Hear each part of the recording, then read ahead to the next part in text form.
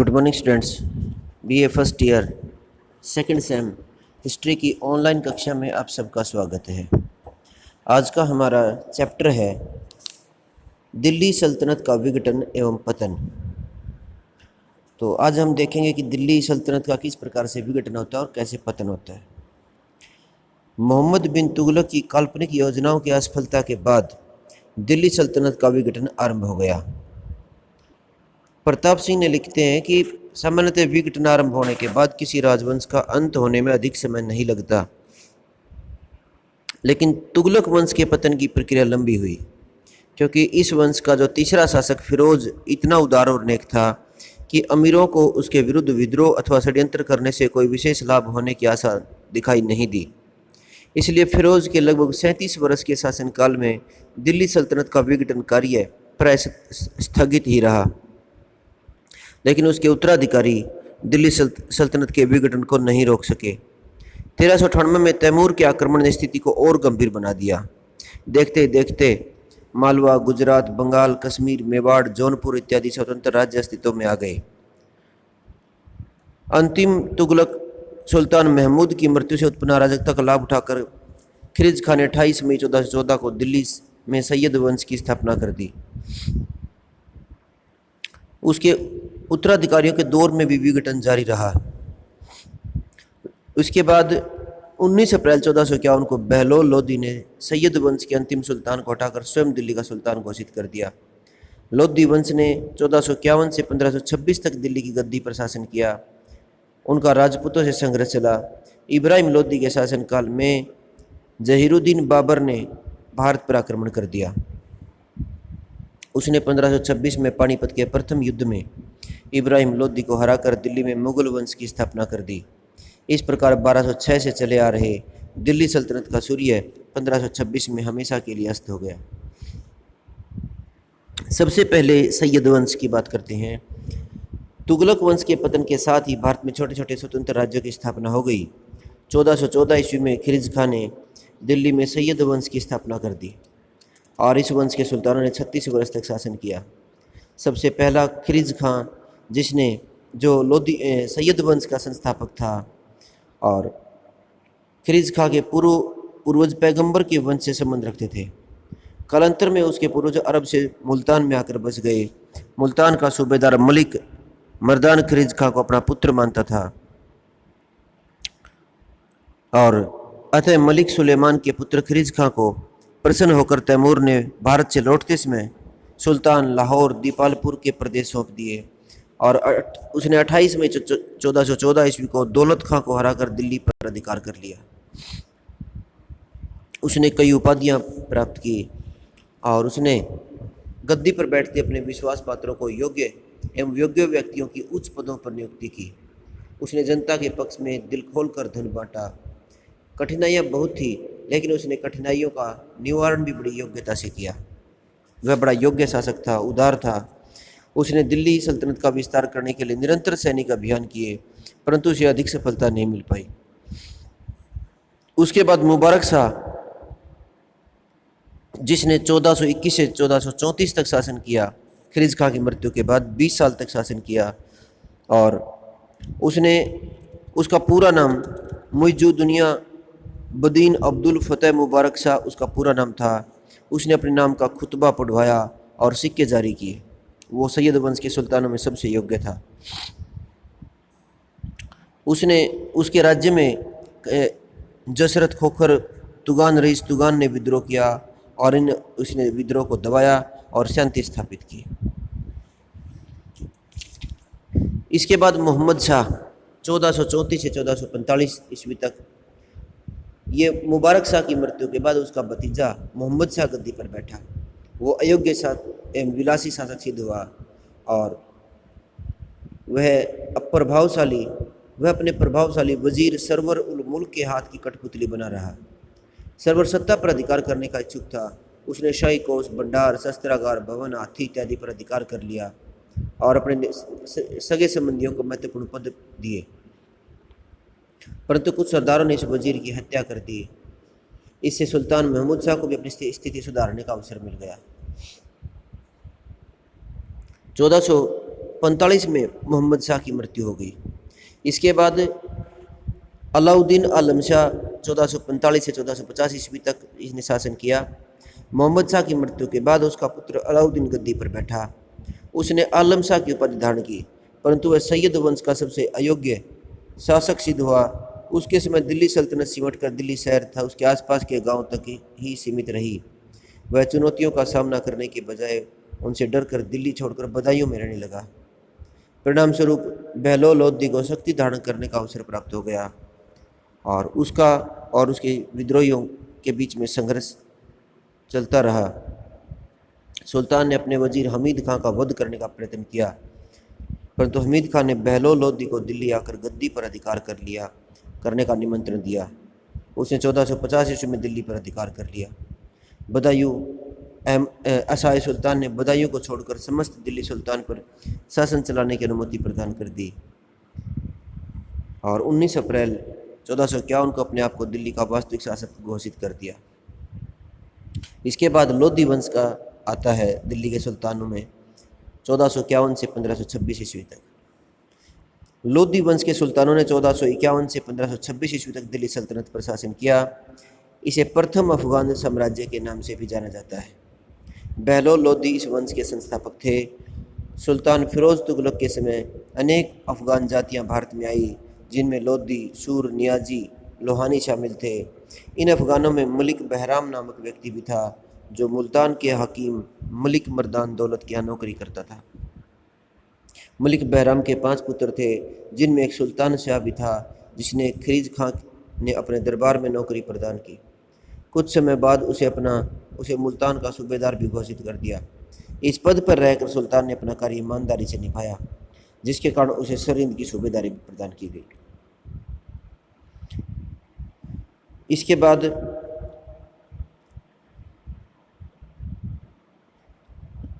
बाद ऐसे उसने बहलोल लोधी की योग्यताएं भी देखी और अंतिम जो सुल्तान थे अलाउद्दीन आलम शाह, उसकी दुर्बलता का लाभ उठाकर बहलोल लोधी ने गद्दी पर अधिकार कर लिया। अब जो बहलोल लोधी है उसने दिल्ली 1451 में वो दिल्ली सल्तनत का सुल्तान बना। उसने शाह गाजी की उपाधि धारण की। कठिनाइयाँ उसके सामने भी काफ़ी थी। उसने दिल्ली सल्तनत की खोई हुई प्रतिष्ठा को पुनः स्थापित करना था। सईद वंश के सुल्तान बदायूं में अभी भी जीवित था। कुछ लोग उसे भी सुल्तान बनाना चाहते थे। इनको भी समाप्त करना आवश्यक था। भले ही हमीद खां का पतन हो चुका था, परंतु उसके मित्र बहलोल के कट्टर शत्रु बन गए थे। शर्की सुल्तान महमूद शाह और स्वतंत्र शासक बहलोल के लिए खतरा बने हुए थे। विद्रोही सरदारों व जमींदारों का दमन करना भी उसके सम्मुख सबसे बड़ी कठिनाई थी। बहलोल लोधी ने इन सभी कठिनाइयों का सामना बड़े धैर्य से किया। उसने विश्वसनीय अफगान सरदारों को उच्च पदों पर बिठाया, उन्हें बड़ी बड़ी जागीरें दी। अब्बास सरवानी का मत है कि सुल्तान ने अफगानों को, विशेषकर रो के अफगानों को भारत में आमंत्रित किया और उसमें अफगान से भारी संख्या में अफगानी भारत में आए और उनको सुल्तान ने उनकी योग्यता के अनुसार अनेक प्रकार की जागीरें प्रदान की। बहलोल लोधी की सबसे महत्वपूर्ण सफलता जौनपुर के सर्कियों की विजय थी। जौनपुर के सर्की शासक महमूद शाह ने अंतिम सैयद सुल्तान अलाउद्दीन आलम शाह की पुत्री से विवाह किया था, इसलिए वह दिल्ली की गद्दी पर अपना अधिकार समझता था। उसने बहलोल लोधी के गद्दी पर बैठने के कुछ समय पश्चात दिल्ली पर आक्रमण कर दिया, परंतु वह सफल नहीं हुआ। इस प्रकार दिल्ली और जौनपुर के बीच एक लंबा संघर्ष चला। सर्की बहलोल की ओर से भी हमेशा आशंकित रहते थे, सुल्तान कभी भी उन पर आक्रमण कर सकता था। 1457 ईस्वी में सर्की सुल्तान महमूद शाह की मृत्यु हो गई। उसके पुत्रों के बीच उत्तराधिकारी युद्ध आरंभ हो गया। नव सुल्तान महमूद शाह ने दूसरे शहजादों का वध करना आरंभ कर दिया।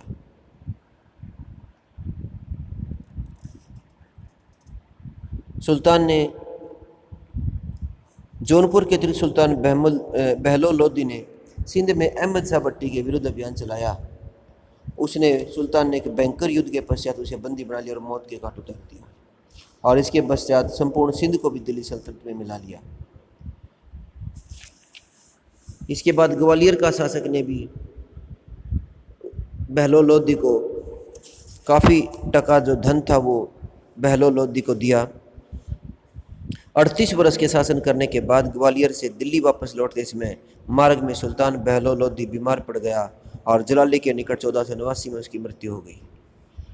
इसके बाद बहलोल लोदी के बाद उसकी मृत्यु के बाद उसका पुत्र निजाम खां सिकंदर शाह के नाम से 17 जुलाई 1489 को गद्दी पर बैठा। अफगान सरदारों ने यह कहकर उसका विरोध किया कि वह एक सुनारीन का पुत्र था।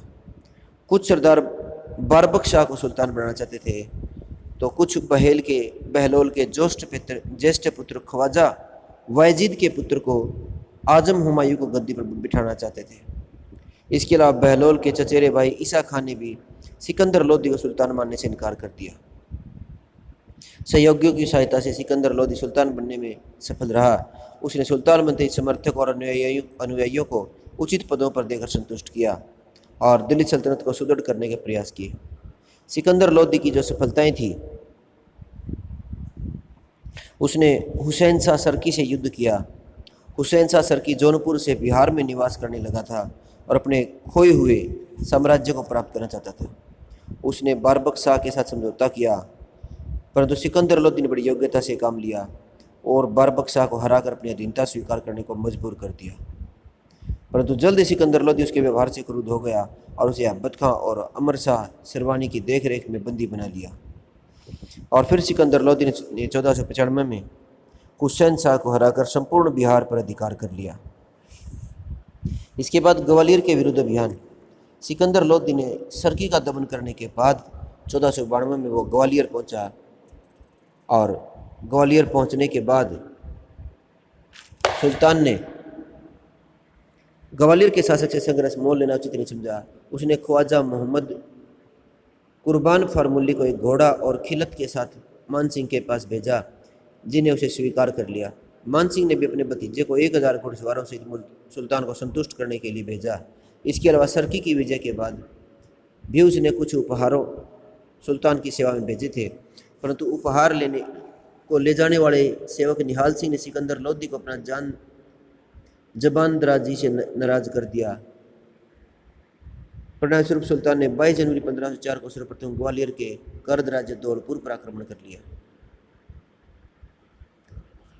और इसके बाद 1505 ईस्वी में मंडरेल के दुर्ग पर भी उसने अधिकार कर लिया। उसने सिकंदर ने वहाँ मंदिरों को नष्ट भ्रष्ट किया और मस्जिदों का निर्माण करवाया। इसके बाद सिकंदर ने 1512-13 ईस्वी में चंदेरी पर भी अधिकार कर लिया, परंतु वह ग्वालियर को जीतने में असफल रहा। नागौर पर अधिकार किया।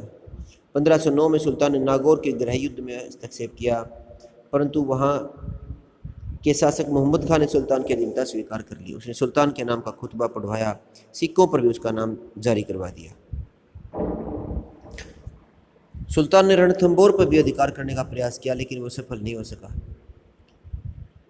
सिकंदर लोदी के प्रशासनिक सुधारों की बात करें तो उसने एक सुव्यवस्थित शासन प्रबंध की स्थापना की। उसने न केवल शासन प्रबंध का विकेंद्रीकरण किया, बल्कि अफगान सरदारों को अपनी प्रभुसत्ता स्वीकार करने को बाध्य किया। उसने प्रांतीय सूबेदारों तथा जागीरदारों पर भी कड़ा नियंत्रण स्थापित किया। सभी को उसके फरमानों का आदर करना होता था। अपने शासनकाल में अमीरों और सरदारों के हिसाब किताब की जांच के लिए उसने अनेक अधिकारी नियुक्त किए थे। तो उसने गुप्तचर व्यवस्था भी की पुनर्स्थापना की थी।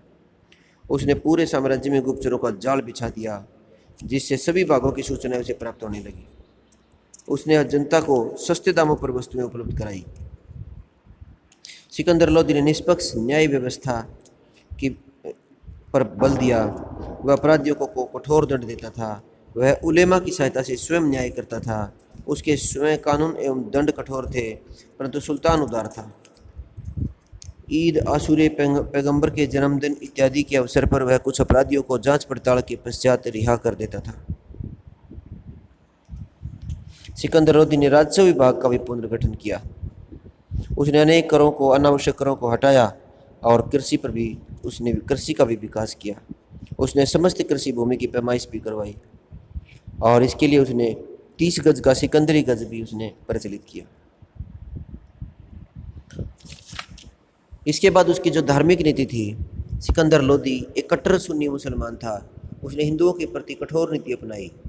उसने अपने अभियानों में अनेक मंदिरों, हिंदू धार्मिक स्थानों को नष्ट भ्रष्ट किया उसने नगर कोट के ज्वालामुखी मंदिर की पवित्र मूर्ति को खंडित करके उसके टुकड़े मांस तोलने के लिए कसाईयों को दे दिए। इसके अतिरिक्त उसने मथुरा, मंदोल, नटवर, चंदेरी इत्यादि स्थानों पर भी मंदिरों और मूर्तियों को नष्ट भ्रष्ट कर दिया। उसने हिंदुओं को जबरदस्ती मुसलमान भी बनाया। उसने हिंदुओं पर यमुना के पवित्र स्थानों पर स्नान करने तथा हिंदुओं के सिर तथा दाढ़ी मुंडवाने पर प्रतिबंध लगा दिया। उसने बौद्ध नामक ब्राह्मण को मृत्यु दंड भी दे दिया था, क्योंकि उसने दाढ़ी मुंडवाने पर प्रतिबंध लगा दिया था, इसलिए वह दाढ़ी मुंडवा ली थी उसने।